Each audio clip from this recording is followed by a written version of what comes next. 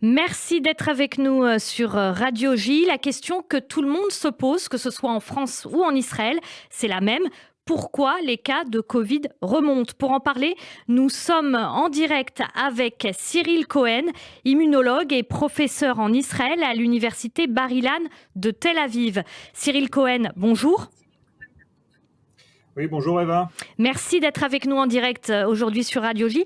14 000 nouveaux cas de Covid en Israël en 24 heures. Évidemment, rapporté à la population française, ça fait bien peu, mais en Israël, qui compte bien moins d'habitants, c'est beaucoup. Comment expliquez-vous cette remontée des cas qui semble presque soudaine ?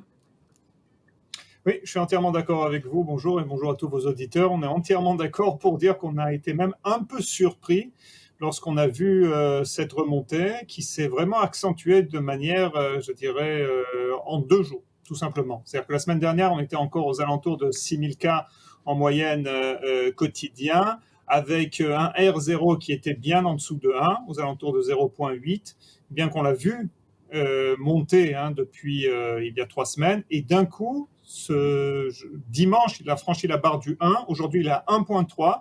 On est passé à 14 000 cas. Et donc, comment on l'explique? Ce que l'on pense qui est arrivé, c'est qu'apparemment, le variant qui s'appelle le BA2, qui est un variant qui est proche de l'Omicron. Un sous-variant d'Omicron, en général, il est présenté comme ça. Ouais, c'est pas exactement, excusez-moi, c'est pas exactement un sous-variant, c'est plus un frère. C'est-à-dire qu'un sous-variant pour nous, c'est un descendant de l'Omicron. Okay. Et là, en fait, il est parallèle au BA1. Il s'est développé en Afrique du Sud en même temps que le BA1 qu'on appelle Omicron, et il y a aussi le BA3. Et donc, il était apparu très rapidement en Danemark. Et si vous analysez les courbes du Danemark, en fait, il y a eu une montée à cause du BA1. À cause de l'Omicron, et puis ça s'est calmé quelques jours et c'est reparti très très fort au Danemark. Maintenant, ils sont vraiment sur la pente descendante, ce qui est excellent au niveau des cas. Cyril Cohen, Cohen, est-ce que ça veut dire qu'à chaque fois qu'il y a un frère, un sous-variant, etc., il devient de plus en plus contagieux? Dans un sens, oui, parce qu'il y a 2 choses qui doivent se produire. Petit 1, il faut qu'il soit plus contagieux pour, en fait, monopoliser le terrain, c'est comme ça qu'on le voit. Donc chaque variant que l'on a vu jusqu'à présent était plus contagieux. On a eu la source originelle, après l'alpha, le delta, l'omicron et maintenant le BA2. Il faut qu'on lui trouve une petite lettre. Donc ils sont plus contagieux. On arrive à des taux de contagion qui nous rappellent des virus comme, je sais pas moi, la rougeole, des trucs vraiment assez effarants, je dois dire.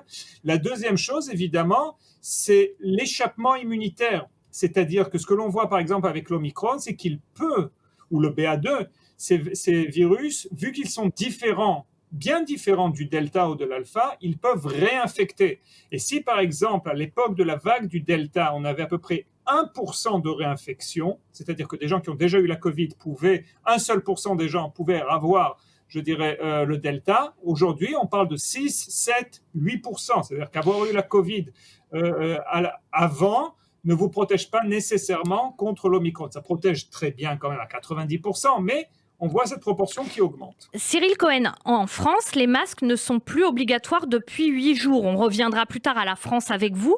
Mais en Israël aussi, certaines restrictions ont été levées. D'après vous, est-ce que c'était une erreur de le faire? Est-ce que vous recommandez aux gens, finalement, de revenir aux restrictions qui ont été levées? Écoutez, non, je ne pense pas que ça a été une erreur. On a une seule restriction essentielle aujourd'hui en Israël, c'est le masque à l'intérieur. Le masque à l'intérieur. Ça, c'est maintenu. Mais mis à part ça, je vous l'avoue sincèrement, les autres restrictions n'ont pas trop de sens à l'ère de l'Omicron, parce qu'il est très dur de contenir cette épidémie au niveau de l'infection. Les choses qu'on peut faire, c'est évidemment se vacciner pour empêcher les formes graves. C'est les traitements aussi qu'on a en Israël et qui sont aussi arrivés récemment en Europe. Mais je dirais, la généralisation d'un concept comme, par exemple, un confinement, ça n'aide pas. On voit ce qui est en train d'arriver en Chine, on voit ce qui est arrivé à Hong Kong, qui ont des mesures assez draconiennes. Pourtant, ça n'empêche pas la circulation, je dirais, du virus. Ça aide, mais ça n'empêche pas. Donc, c'est pour ça que je crois que ce type de mesures doit être adapté, à la situation vaccinale des habitants, de la population, au variant lui-même. Est-ce qu'il est très contagieux ou moins contagieux? Est-ce qu'il cause des formes graves ou moins de formes graves? Alors, vous venez de dire, Cyril Cohen, que des mesures finalement comme le confinement, etc., ça ne servirait pas à grand-chose parce que ce variant-là est plus contagieux. Le ministre de la Santé, Olivier Véran, en France, a dit grosso modo que le port du masque était moins efficace contre ces nouvelles formes de virus. En France, le masque n'est plus obligatoire à l'intérieur. Est-ce que vous partagez cet avis ou pas ? Non, je ne peux pas dire que je partage pour l'instant cet avis. On a, je dirais, des données qui sont un peu contradictoires. Vous savez, l'avantage, entre guillemets, du masque, c'est que dans un sens, c'est une chose qui est assez simple. Ce n'est pas un confinement, ça ne cause pas de dégâts économiques. Au contraire, ça enrichit les gens qui font des masques, les usines qui produisent des masques. Mais mis à part ça, non, on pense pour l'instant, en Israël, on maintient quand même le masque à l'intérieur parce qu'on pense que cela joue un rôle. Il est possible que si on se rend compte qu'on a un variant encore plus contagieux et que le masque, une fois de plus, a un rôle moins important, on l'éliminera. On doit justement discuter de cela exactement dans une semaine, le 31 mars, savoir si on va reconduire justement le port du masque ou pas. Cyril Cohen, quand on vous écoute, de plus en plus contagieux, le confinement, ça sert à rien. Bon, il faut quand même porter le masque parce que ça limite les dégâts. On peut se demander, qu'on soit en France ou en Israël, si on ne va pas finir par tous l'attraper, ce Covid. Parce que c'est très contagieux. Vous avez cité tout à l'heure la rougeole. Je crois que c'est l'un des virus les plus contagieux. Je ne suis pas médecin, mais je crois, non ? Exact. Non, mais pas de problème. Je suis d'accord avec ce que vous venez de dire et ce que je viens de dire, évidemment, puisque je l'ai dit. Oui, je crois que quand même, on doit réaliser qu'on est dans une autre phase du Covid. On a passé quand même 2 ans. Et oui, ça, vous savez, ça fait plusieurs mois que je l'ai dit. Excusez-moi de cette expression. Je pense qu'on va tous l'avoir, on va tous le choper, ou du moins une majorité d'entre nous. Il y a encore des gens qui ne l'ont pas eu, ça arrive, c'est très bien. On essaye de comprendre pourquoi est-ce qu'ils sont plus résistants, mais à un moment ou à un autre, il est évident que la majorité de la population va être exposée, c'est évident. Merci beaucoup Cyril Cohen. Je voulais juste revenir avec vous sur ce qui se passe en France. Nous aussi, on a une remontée des cas et la politique qui consisterait à être sans masque, finalement, elle consisterait à mettre la pression sur les plus fragiles et leur entourage qui, eux, doivent faire attention pour qu'ils se protègent et moins sur ceux qui sont en parfaite santé. Qu'est-ce que vous en pensez de ça, de ce type de méthode ?